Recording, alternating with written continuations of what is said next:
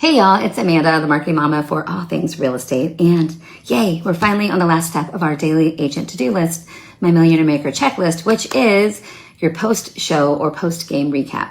This is for those days that you do actually have showtime or game on, which if you remember is how I refer to actual appointments. The reason I remind myself and agents to do this immediately following appointments, whether it's a listing or property tours, or even just a simple consultation, is y'all, because I really truly do know this from the past 2 decades in the business, that a lot of the chaos and the frenzy and the of being in real estate is because we deal with a ton of mental load.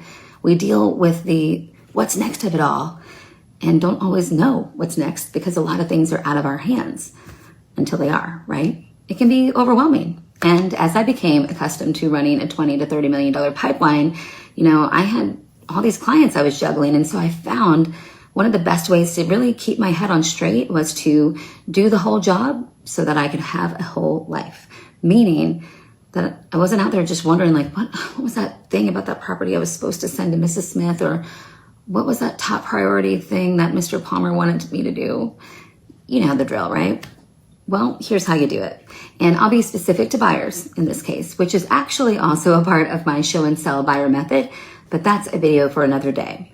So anywho, say you're out showing property and everything's fresh in your mind right there in the moment, right? So you're just gonna go ahead and do that recap right there in the moment, right after your appointment.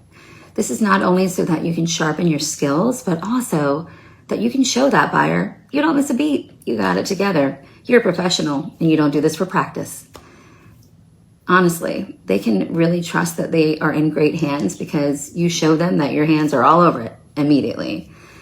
But unfortunately, what typically happens with real estate agents, especially after showings, is that you're kind of tired, right? You're like, oh my gosh, I showed 8 houses. It's 100 degrees out. I'm dying. I live in Florida. It's always hot here. But, really wherever you live after showings, you're kind of worn out. So before you break down for the night, break out that computer and input the notes of the day. One of the most effective ways that I communicate within my show and sell method is by using the notes function within MLS or whatever tool that you use to send your buyers listings.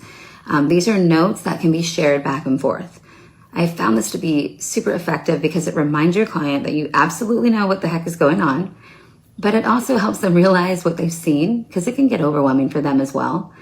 And more importantly, it stops them from spiraling and stalls them at least from looking for other sources. So if you're new to the business, you may not know it yet, that earning a client's trust takes a while. And until you do, they shop around for more than just a house, if you know what I mean. It's part of the thing. But anyway, right after showings, go ahead and update those shared notes in MLS, and then go ahead and update your internal notes in your backend system or CRM. I use Follow Up Boss. I have the app right on my phone, and there have been so many times that I'm in the moment with a client at an appointment, and they say something vital.